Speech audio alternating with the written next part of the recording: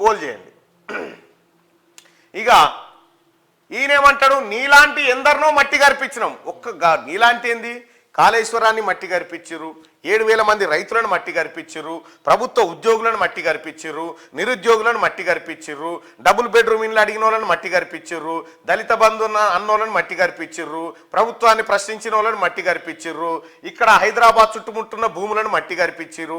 ఇట్లా ఎన్నో రకాలైన మట్టి గరిపించిన ఘనకీర్తి మీ కుటుంబానికి దక్కింది. ఇక్కడ పత్రికల్లో లేవనెత్తుతున్న అంశాలు కానీ, బయటపడుతున్నటువంటి మీ బొక్కలు కానీ, వీటి మీద మీ టాపిక్ ఉందా? లేదు. ఇక్కడ నీలాంటి ఎందరినో మట్టి గర్పించినాం. సీఎం రేవంత్ పై కేటీఆర్ ఫైర్ అయినట. కేసీఆర్ ఈ పిల్లి కూతలు మీ పిల్లి కూతలకు ఇక్కడ ఎవడు భయపడేటోడు లేడు, ఇక్కడ ఎవడు బెనికెట్టోడు లేడు. తెలంగాణ జెండాను ఎందుకు బొంద పెడతావు? తెలంగాణ జెండా ఏందా కేసీఆర్? నీది తెలంగాణ జెండానా? నీ గులాబీ రంగు మొత్తం ఎంటైర్ తెలంగాణకు ఆత్మగౌరవ జెండానా అది? ఒకవేళ అట్లా అనుకున్నా కానీ దాన్ని బొందబెట్టింది ఎవడు? దాన్ని బొందబెట్టినోడు ఎవడు? తెలంగాణ జెండాను బొందబెట్టినోడు ఎవడు? మీరే కదా. నాది ఇండియా మ్యాప్ అంటివి. ఇండియా మ్యాప్ అంటివి, నాది ఇండియా జెండా అంటివి. దాని మీద తెలంగాణ బొమ్మను తీసేసినోడు ఎవడు? జనావు ఆ సన్నాసి కూడా చెప్పాలి.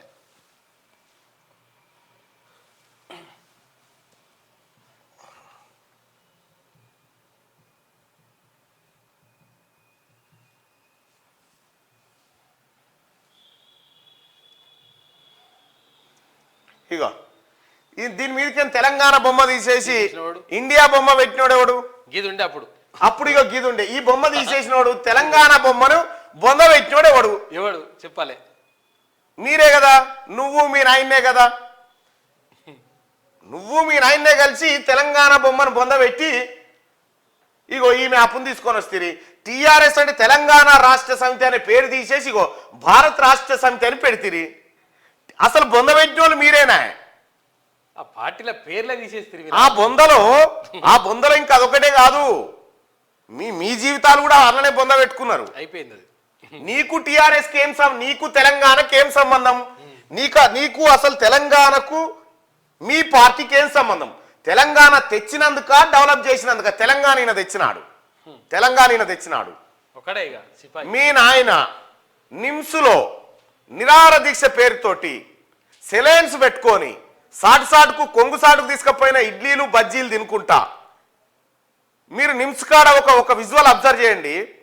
ఆ రోజు ఏమో ఉద్యమం కదా అని సప్పుడే కూకున్నాం కానీ ఇటు దిక్కేమో మీడియా నిలబడ్డది. ఆయనను బయటకు తీసుకొచ్చారు. బయటకు తీసుకురాని ఇటు చూసిండు, ఇటు మీడియాను చూసి ఇట్లు వేసిండు మెల్లిగా, కోడి మెడలు వేసిండు. నీ యాక్టింగ్ అప్పటికే తెలుసు మా అందరికీ. కానీ ఏం చేస్తాం? వికారాబాద్ చంద్రశేఖర్ గారికి తెలియదా నువ్వేం తిన్నది, ఏం దాగిపన్నదాడ? లేకపోతే విజయరామారావు గారికి తెలియదా? ఎవరికి తెలియదా? అయ్యా మీ నాయన తెలంగాణ తెచ్చినాడు. మీ నాయన తెలంగాణ తెస్తే 1,200 మంది ఎందుకు ఎటు పోయినట్టు? మరి వాళ్ళు 1,200 మంది ఎటు పోయి కాశీకి పోయినారు. మీ ఇంట్లో నీ ఒంట్లో కానీ, కేటీఆర్ ఒంట్లో కానీ, కవిత ఒంట్లో కానీ, హరీష్ రావు ఒంట్లో, సంతోష్ రావు ఒంట్లో ఇంత పెద్ద తెలంగాణ ఉద్యమంలో ఒక్క రక్తం సుక్క రాలిపడకపోయినా ఆ భూమి మీద మీరే తెచ్చినంటే. ఒకవేళ నువ్వు అంటున్నావు కదా తెలంగాణ తెచ్చినందుక అని అంటున్నావు కదా, తెలంగాణ ఎట్లొచ్చింది అనేది మీ నాయన నోటి నుంచి ఇందాం. మీ నాయన నోటి నుంచే ఇందాం తెలంగాణ ఎట్లొచ్చింది అనేది.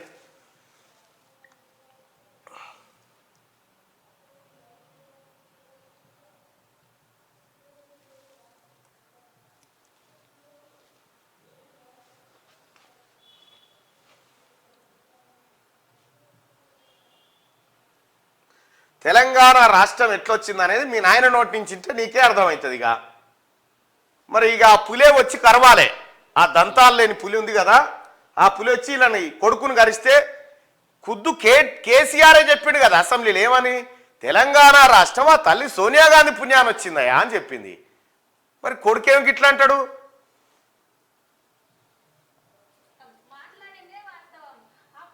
మైక్ పెట్టు.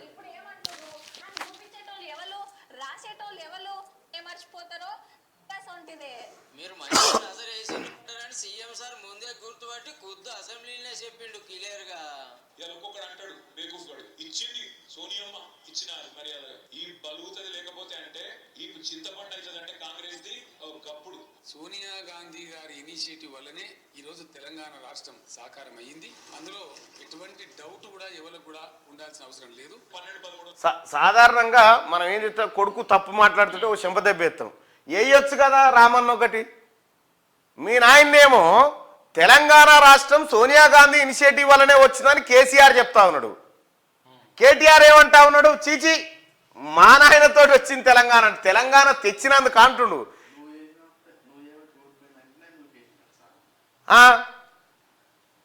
మీ నాయన కాలు ఎందుకు ఇరిగిందట? ఎందుకు ఇరిగింది? నిన్ను అన్నడా లేదా ఇంట్లో? నువ్వు అనవసరంగా నాశనం చేసినవరా పార్టీలోకి వచ్చిందనగా నువ్వు కేసివట, ఆయనతో తొంటి ఇరిగిందట. పులి కాలిరగొచ్చినావు నువ్వే, పులి కాలిరగొచ్చావు.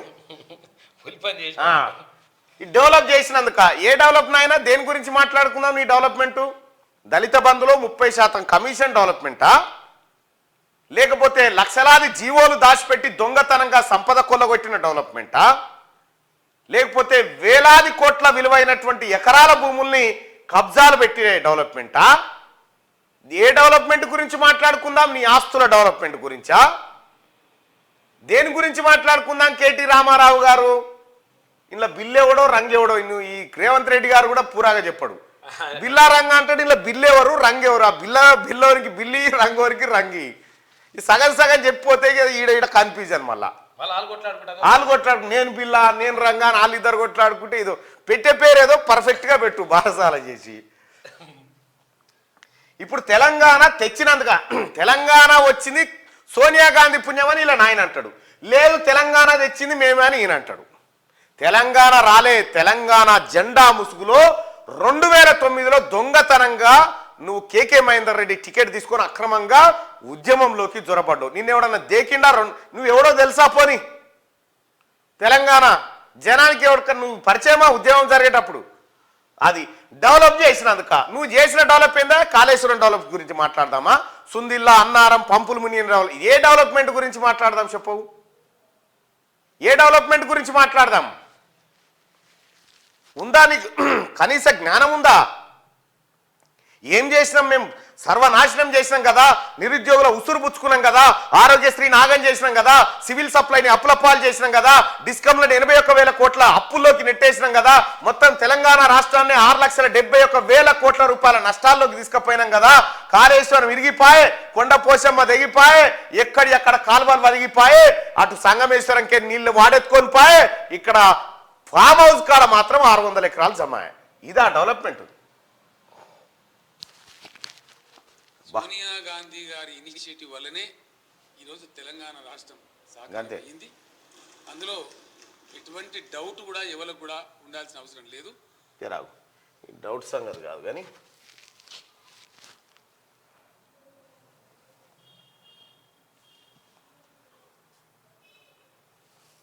ఐఎమ్ ఆన్ రికార్డ్ అని చెప్పి ఎన్డీటీ వాళ్ళకి స్పష్టంగా కుండబద్దలు కొట్టి చెప్పిన అధ్యక్ష. ఇంకా చూడు ఏం చెప్పి, సోనియా గాంధీ గారి ఇనిషియేటివ్ వల్లనే ఈరోజు తెలంగాణ రాష్ట్రం సాకారం అయ్యింది. అందులో ఎటువంటి డౌట్ కూడా ఎవరికి కూడా ఉండాల్సిన అవసరం లేదు. మరి మీ వానికి ఎందుకు డౌట్ వస్తుంది? ఇంకా పదే నాకు అర్థం కాదు. ఈయనట బొందబెట్టుడు తర్వాత ముందు హామీలు నెరవేర్చంటుండు. నీ కోసం హామీలు నెరవేర్చరు, ప్రజల కోసం, ప్రజలకిచ్చిన హామీలు నెరవేరుస్తుంది కాంగ్రెస్ పార్టీ. గోతికాడ నక్క లెక్క చూస్తా ఉన్నావు ఇట్లా. మళ్ళీ ఏమైనా సందు దొరుకుతుందా, ఏం కథ, మళ్ళీ ఏమైనా దొరుకుతుందా ఏంది అని చూస్తా ఉన్నావు. నీకు ఈసారి నీ పార్టీకి రోత కూడా దొరకదు ఎన్నికల్లో, రాబోయే ఎన్నికల్లో. ప్యాలాలు కూడా దొరికాయి పీనుగల కాడ. ఎట్లాగైనా అమలు చేస్తున్నారని అమలు అంటుండు. నేను చెప్తేనే అమలు చేసిరు, లేకపోతే చేయకపోతుండని చెప్పుకో తిరుగుతారు వీళ్ళు. ముందు హామీలు నెరవేర్చు. హామీలపై తప్పించుకోవాలని చూస్తే వదిలిపెట్టం. నువ్వు ఉంటే కదా ఫస్ట్ ఈడ నీ కోసం వేట కొనసాగుతుంటే గాలి మోటార్ ఎక్కి తుర్రుమంటావు, వదిలిపెట్టావట ఫస్ట్గా. కరెంటు బిల్లులు కట్టొద్దు, వాటిని సోనియాకు పంపించాలి. ఫస్ట్ నీ ఫామ్ హౌస్ బిల్లులు మాకు పంపు. మీ అయ్య ఫామ్ హౌస్ లో ఎంత కరెంటు కాలుతా ఉందో ఆ బిల్లులు పంపు. ఎన్నేళ్ల నుంచి ఆ కరెంటు బిల్లు ఇక్కడ పంపు.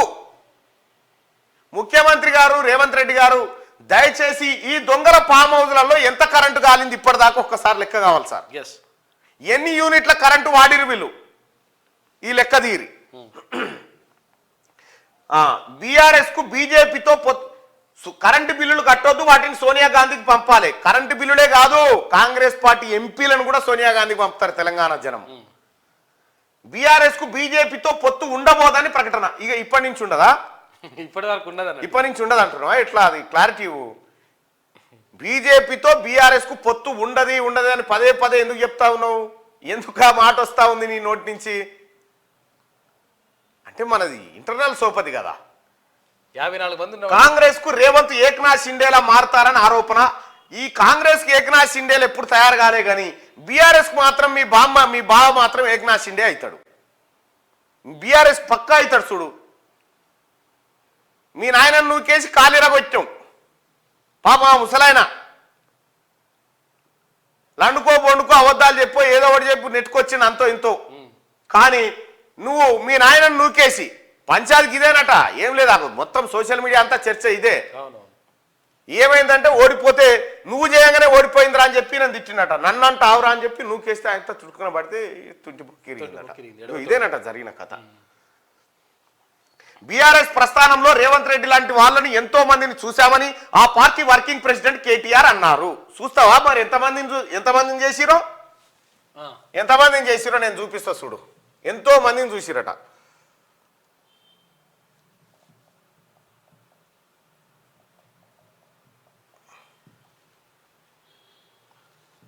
చూడు, ఎంతో మందిని చూసిరటగా. బీఆర్ఎస్ పార్టీ ఎంతో మందిని చూసి గీలే వాళ్ళు. అబద్ధం మాట్లాడితే, అబద్ధం నవ్వితే, అబద్ధం నడిస్తే ఎట్లుంటుందో దానికి ప్రతిరూపమే ముఖ్యమంత్రి కేసీఆర్. కేసీఆర్ నమ్మి చెడిపోలే. కేసీఆర్ను నమ్మి చెడిపోయిన వాళ్ళ లెక్క హనుమంతుని తోకంత అవుతుంది కావచ్చు. తెలంగాణ ఉద్యమం సురువు కాడికెళ్ళి మొదలు పెడితే ఇప్పటిదాకా కేసీఆర్ చేతుల దారుణంగా మోసపోయిన రాజకీయ నాయకుల జాబితా ఇగో ఇది. ముందుగాల టీడీపీ అధ్యక్షుడు చంద్రబాబు నాయుడు మోసపోయిండు. డిప్యూటీ స్పీకర్ పదవిస్తే కాలదాన్ని సొంత కుంపటి రాజేసిండు కేసీఆర్. ఆ కుంపటి పేరే తెలంగాణ రాష్ట్ర సమితి పార్టీ. ఇక ఆ తర్వాత ఆల నరేంద్ర గారు తెలంగాణ సాధన సమితి పేరుతోని ఆయన పార్టీ పెట్టుకుంటే పాపం ఆయనకు మాయమాటలు చెప్పి ఆయన పార్టీని తన పార్టీలో విలీనం చేసుకున్నాడు. ఇక నెక్స్ట్ గాదే ఇన్నయ్య పాపం తెలంగాణ కోసం కేసీఆర్ కంటే ముందుగాల సంధి తనలాడుతున్న బిడ్డ. ఆయనతోని అక్కెర తీరంగానే పక్కకు పెట్టిండు. రెహమాన్ టీఆర్ఎస్ పార్టీకి ఇటుకలు వేర్చినోడు. ఇప్పుడు యాడున్నాడో తెలియదు. చంద్రశేఖర్ కేసీఆర్ కంటే పెద్ద లీడర్. రా అన్నా కలిసి పనిచేద్దామని ఎంట దింపుకున్నాడు. మంటిలాగా అలిపిండు. ఆ తర్వాత జిట్ట బాలకృష్ణారెడ్డి పాపం ఉన్న ఆస్తులన్నీ తెలంగాణ ఉద్యమం కోసం దారపోసిండు. ఆఖరికి టిక్కెట్లు ఇవ్వకుండా ఆయనంతలా ఆయనే బయటికి పోయేటట్టు చేసిండు. కేకే మహేందర్ రెడ్డి సిరిసిల్లల గట్టి పట్టున్న నేత. తన కొడుకు కేటీఆర్ను లీడర్ను చేస్తేందుకు మహేందర్ రెడ్డి రాజకీయ జీవితంతోని ఆట ఆడుకున్నాడు కేసీఆర్. ఈయనైతే వలవల ఏడ్చుకుంటా పోయిండు టీఆర్ఎస్ భవన్ నుంచి. రవీందర్ నాయక్ బంజారా గాంధీవే రవీందర్ అన్నా నువ్వని ఆకాశమంతా మీదికి లేవట్టి టికెట్ ఇవ్వకుండా కిందెత్తేసిండు. 7 దోషాల మన్నెత్తిపోసిండు కేసీఆర్ మీద రవీందర్ నాయక్. చెరుకు సుధాకర్ తెలంగాణ ఉద్యమంలో మొట్టమొదటిసారి పీడీ యాక్ట్ కింద అరెస్ట్ అయిన ఉద్యమకారుడు, డాక్టర్. ఆయనకు టికెట్ ఇవ్వకుండా ఆగం చేసిండు. కుడుదుల నగేష్ ఆలేరు ఎమ్మెల్యేగా గెలిచిన దళిత బిడ్డ. ఆయన నోట్లే మన్ను పోసిండు. విజయశాంతి చెల్లె అని తింపుకున్నాడు. చెల్లె సీట్లకెళ్ళి తనే నిలబడ్డాడు. చెల్లెను కట్టుబట్టలతో బయటికి పంపించిండు పార్టీలకెళ్ళి. తల్లి తెలంగాణ పార్టీని విలీనం చేసుకున్నాడు.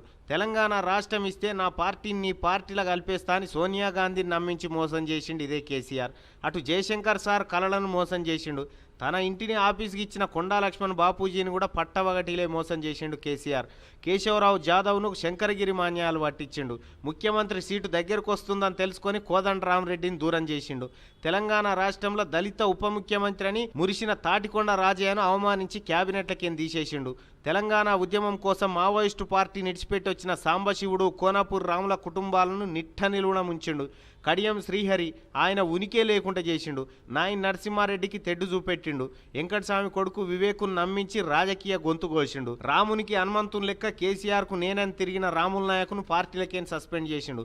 పాపం శ్రీకాంతాచారి తల్లి శంకరమ్మకు టికెట్ ఇవ్వకుండా ఆగం చేసిండు. కొండా మురళి దంపతులను కూడా ఆగమాగమే చేసిండు. సోయం బాబురావు టికెట్ వేరేటోళ్ళకు అమ్ముకొని అట్లాగం చేసిండు. చేసిండు. చెరుకు ముత్యం రెడ్డికి 7 షేర్ల నీళ్లు దాపిండు. ఎం సుదర్శన్ పత్తకే లేడు. మాజీ ఎమ్మెల్యే సంతోష్ రెడ్డి పని ఖతం చేసిండు. మాజీ ఎంపీ నారాయణ రెడ్డి దుకాణం బంద్ చేసిండు. భారత్ వాగ్మారే అనేట ఆయనను ఆగం చేసిండు. మందాడి సత్యనారాయణ రెడ్డి పత్తకేలేడు. ఖమ్మంపాటి లక్ష్మారెడ్డి యాడున్నాడో తెలియదు. కొమ్మూరి ప్రతాప్ రెడ్డి కొమ్ములు ఇరిచేసిండు. బండారు శారారాని బతుకుదెరువు తెరులు చేసిండు. అచ్చ విద్యాసాగర్ ఆస్తులన్నీ అమ్ముకున్నాడు దొరవారజయంగా. గుడిమల్ల రవికుమార్ చింతసామిలకు చింతన తప్ప మిగిలింది ఏమి లేదు. మొలుగూరి భిక్షపతి ముఖమే బంగారమైంది. నారాయణరావు పటేల్ చూద్దామన్నా కనిపిస్తలేడు. ఎమ్మెల్బి రాజేశ్వర్ ఇల్లే అమ్ముకున్నాడు. మధుసూదన్ రెడ్డి మాజీ ఎంపీ మనీ లేకుండా చేసిండు. అరవింద్ రెడ్డి జాడ భూతద్దం ఎత్కినా దొరకలేదు. కావేటి సమ్మయ్య కతోడిచిపోయింది. బొడిగే శోభక్కను బొనిగే విసికిండు. నల్లాల ఓదేల్ రాజకీయ జీవితం నల్లగా చేసిండు. సోమారావు సత్యనారాయణ జీవితం తెరులు చేసిండు. సీతారాం నాయకును అడవుల పాలు చేసిండు. విశ్వేశ్వరరెడ్డికి పొమ్మన లేక పొగబెట్టిండు. ఇట్లా కేసీఆర్ చేతుల మోసపోయిన వాళ్ళ లెక్క తీసి ఇది సరిపోతుంది అనుకుంటా ఈ లిస్టు. ఇంకేమైనా చదువుమంటున్నా ఇంకా ఇప్పుడు అదనంగా యాడ్ అయ్యేటి కొన్ని ఉంటాయి. ఇంకా ఏమంటున్నావు ఇక్కడ రేవంత్ బీఆర్ఎస్ ప్రస్థానంలో రేవంత్ రెడ్డి లాంటి వాళ్ళని ఎంతో మందిని చూసామని ఆ పార్టీ వర్కింగ్ ఇంతమందిని చూసిరు. ఇంతమంది ఆఖరికి టీఆర్ఎస్ పార్టీ పెట్టుకుంటందుకు 7 గజం గుంట జాగ లేకపోతే కొండా లక్ష్మణ్ బాపూజీ తన ఇంటినే టీఆర్ఎస్ పార్టీ ఆఫీస్ కోసం ఇస్తే కొండా లక్ష్మణ్ బాపూజీ చచ్చిపోతే కూడా తొంగి చూడలే ఈ కేసీఆర్. ఇంక ఎంతో మందిని చూసి గిదే చూసింది వాళ్ళు. ఇట్లనే చూసినావా? వాళ్ళ ప్రస్థానంలో చూసింది ఎవరని గిదే. రేవంత్ రెడ్డిలా అహంకారంతో మాట్లాడిన నాయకులని ఎంతో మందిని చూసినాం. అహంకారమా ఇక్కడ పోలు పెట్టినాం కదా. ఫకరు కేటీఆర్ హరీష్ రావుల బలుపు తగ్గలేదని రేవంత్ రెడ్డి అంటాడు.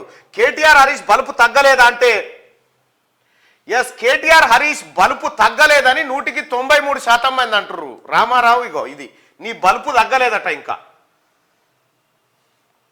ప్రజల మాట ఇది. ఇంకా బీఆర్ఎస్ ను 100 మీటర్ల లోపల బొందబెట్టే సంగతి తర్వాత ముందు హామీలను 100 రోజుల్లో నెరవేర్చడంపై దృష్టి పెట్టాలి అని వ్యాఖ్యానించాడు. మీకోసమో మీ మాటల కోసం వెయిట్ చేస్తలేదు ప్రభుత్వం తన పని తాను చేసుకుంటూ పోతుంది.